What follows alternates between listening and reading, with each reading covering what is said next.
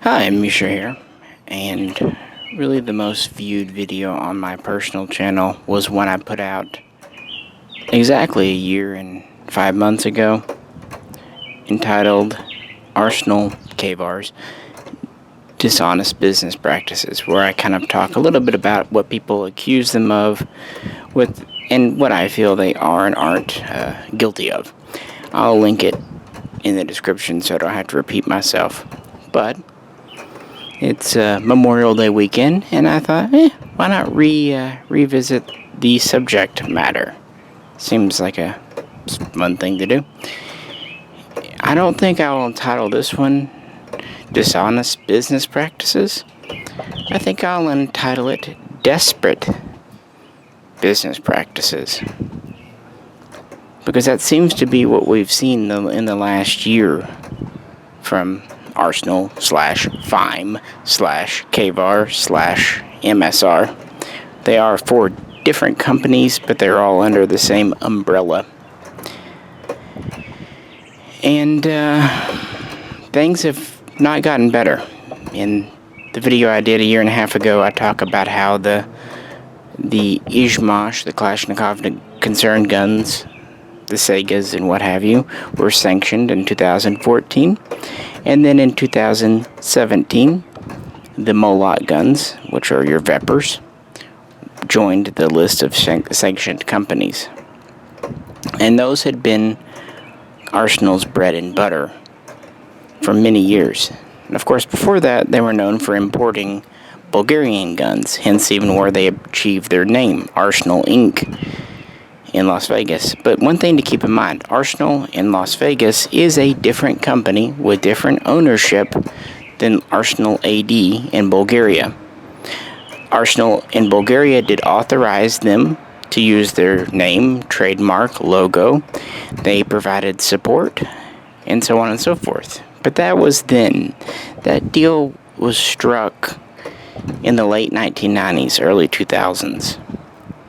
And that was long before Arsenal and their sister company later, FIME, started importing Segas and Vepers from Russia. I have to wonder if that might have cooled the relationship between Arsenal in USA and Arsenal in Bulgaria. Or it could just be that Bulgaria is sincerely busy with military contracts and other government orders. I don't know. Of course, that's all closed-door things. What is clear, the last mill guns to be imported, with the exception of a few small batches of SAM7Rs, the last SAM7SFs, SAM7Ks, SAM7UFs, what have you, came in back in 2014, give or take. You can tell this because in Bulgaria, when Arsenal makes the sporter guns, they mark the trunnion with the date. Now, it's a code, but it's a pretty simple code. But anyway, yeah, all the SAM7SS, for example, had 2013 dated. You saw 2014 dates on the UFs, and yeah, that's it. Now, there were some SAM7Rs that have come in with 2015, 17, even 19 dates. But they sold out so quickly. They were not huge numbers. The only other guns that have really been coming in were a small number of SLR 107 CRs, a small number of SLR 107 FRs, and slightly larger numbers of SLR 107Rs. The problem is those CRs and FRs haven't come in a couple of years, and those SLR 107Rs, when they do come in, and they have imported a batch in 2020, when they do come in, the price is way higher than it used to be. I never mind a company, and it's just to be expected with economics being what they are, a company increasing 5-10% a year just to keep up with inflation and tariffs and all that. But the reason the SLR 107Rs have gone up, I wouldn't even say is Arsenal being greedy, K-Var being greedy, so much as that's all that's available, so they're making do with what they have. And more evidence of this, it was at SHOT Show 2020. Did they show brand new exciting imports? No. They brought out the FM RPKs, and they kind of presented them in such a way to make people think they were something new. But these are Molot guns with 2016, 2017 dates on them. Molots are still sanctioned. That hasn't changed. But it was something they could show. They also talked about these guns from ISD, which is a different company while still in Bulgaria. Now, ISD has its own interesting history. It was actually set up by a different arsenal, Arsenal USA, later Armory USA, associated with Global Trades. They're the ones that produced the SSR 85 series for them, which were guns built over there. Different story, though. So not Arsenal AD, Circle 10, a different company. But they're talking about bringing in an AK-74 type from ISD, in Bulgaria. But that very little info, and they haven't said anything about it since SHOT Show. And even at SHOT Show, they said very little. I think they basically just teased it because of all the SLR 104 interest now. The 104 is gone. They also, of course, showed the AK-20, that thing. And what they did that really puts up warning flags, they pulled what I kind of think of in my own head is the Lithgow ATRAX thing, where they gave samples to all the YouTubers, the big ones, to shoot, but they weren't to own. It was just a, hey, shoot, get this on your channel, yeah. But where are they? Here we are at the end of May, and the guns aren't shipping yet. And even then, the price point on them was $2,000 or $3,000. It seems like that was just a thing to keep people talking about Arsenal, for them to go, me too, me too. We're here, because all the AK news lately has been about Palmetto State Armory, or Kalashnikov USA, or Arms of America's imports of WBP, FB Ratum, Zastava USA, and all their guns. And even some of the guns Century's doing again, like the AES-10B and PSL. But what's Arsenal done again new? Not much. When I did the video a year and a half ago, you could still get the SAM-7 SF, the SAM-7 UF, the SAM-7K, the SAM-7R. Those are all gone now. You could also still get, if you look at the AK-20, as they call it, it really is just a SAS M7 Classic. Yeah, they put on a fancy gas block that's adjustable for suppressors. Yeah, they claim the barrel's free-floated, but if you look underneath, it's still the same barrel itself, and the same receiver, the same stock as the SAS M7 Classic. Now, I like the SAS M7 Classic. It's a great gun, but it's nothing new. It was first introduced in 2003. They have some left because they're $2,000 guns. It just seems like something they put together so they could have something to show at SHOT Show and something to put in the hands of YouTubers, so people wouldn't forget Arsenal still exists, because the truth is, they don't have anything new. Their contacts in Russia are gone, and probably will never, ever, ever, ever come back. And I don't know what's up with their contacts in Bulgaria. If they still have any, they're not serving them very well, because they're not getting them things. If you look at Circle 10's website, they have a huge product line. Huge. They do 5.56 and 7.62 caliber guns of all kinds of sizes, from the M1 up to like the M14, different ones. A lot of people would like to see an import in 223, call it a SAM 5R. Why not do that? I mean, they're obviously not opposed to bringing in small runs. It's funny, whenever my Arsenal sales rep calls me, which he'll do every week or two, he'll ask, hey, just calling to see if you need anything. And I'll kind of jokingly say, sure, and I'll list off SLR 104s, Vepr FMs, SAM-7 SFs. They have nothing.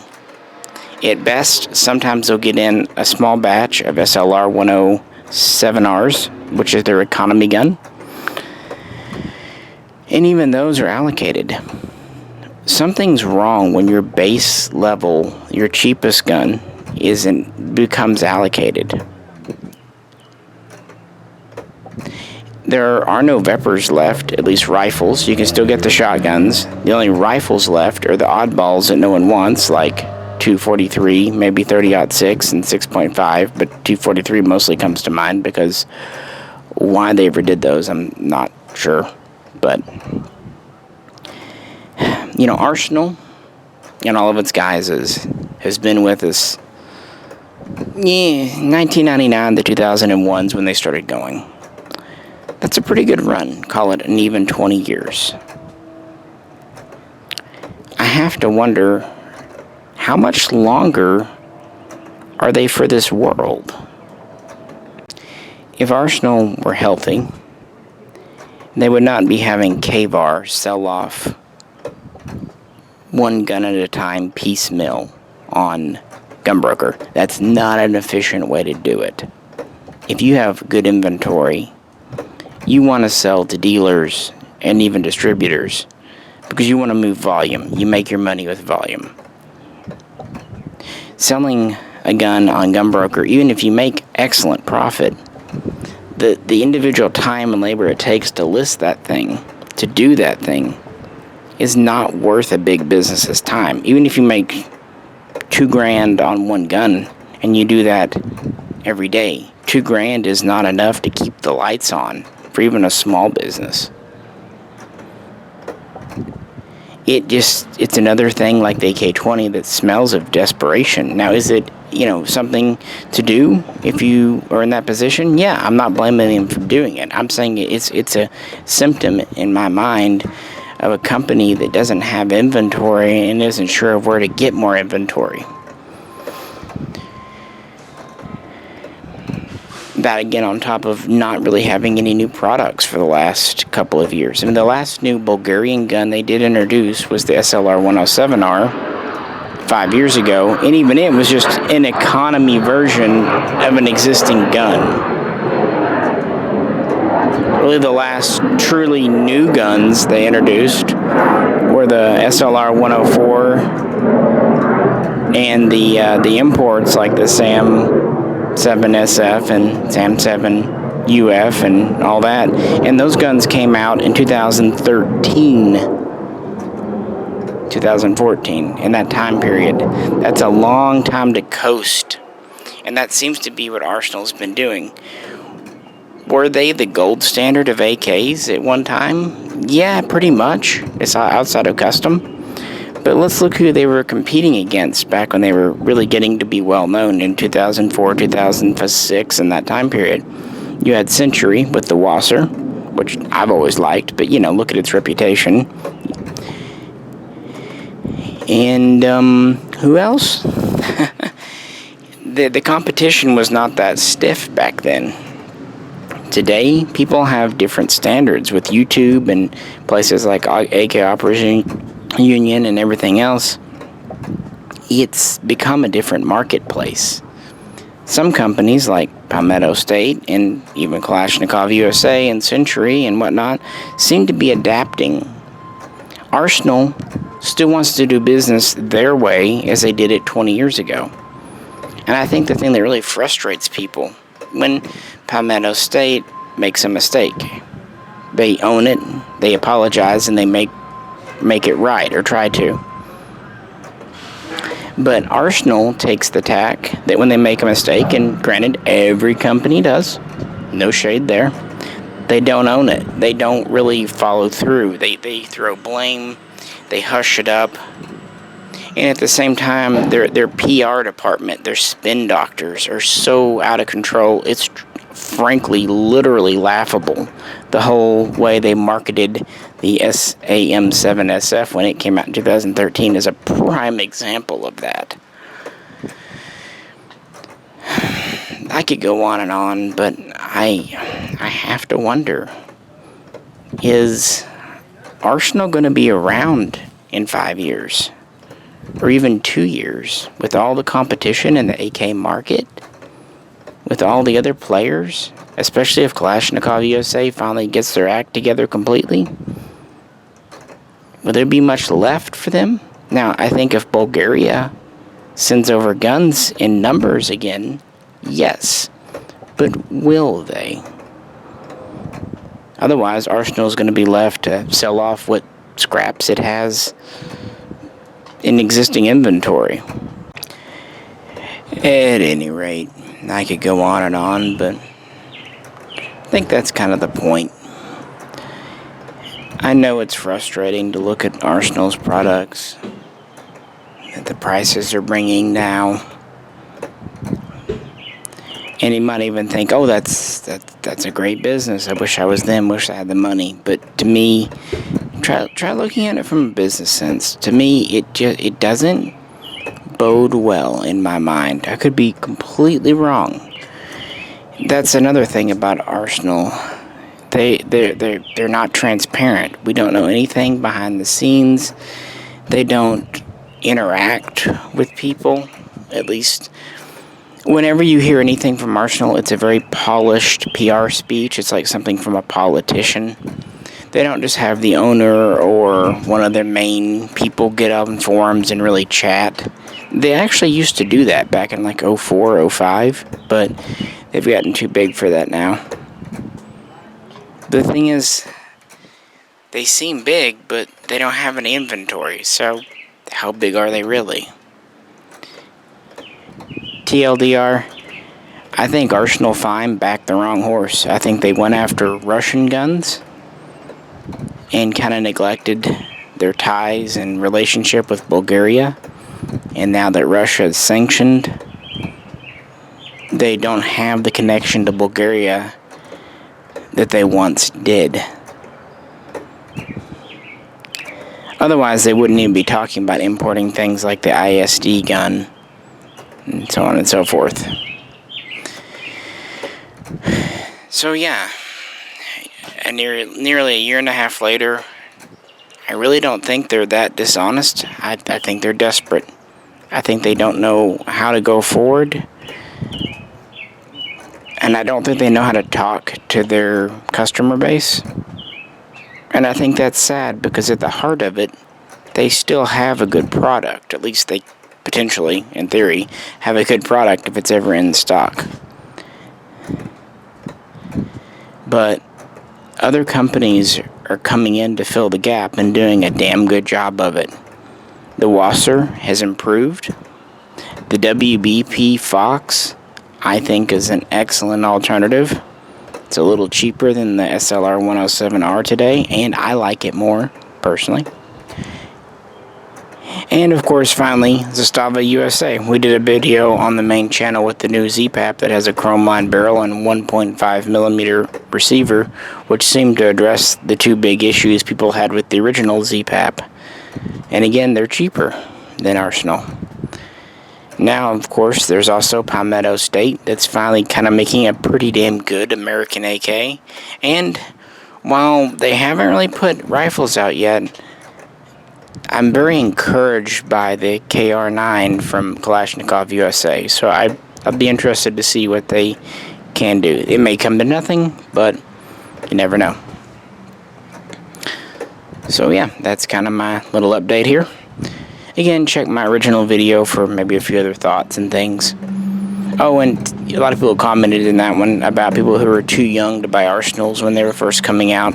I'm sorry, I understand. I was too young to buy the pre-ban guns when they came out.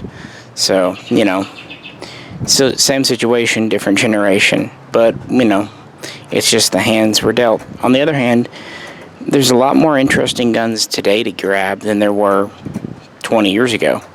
The worst time, the 90s, by far. A few cool imports, but they were so neutered, it was just bleh. Anyway, topic for another day. Anywho, if you could like, share, and subscribe. And if you'd like to help support the channel, go over and check out the main channel over at Mishaco. With that, this is Misha, and I'll catch you very soon. Next time.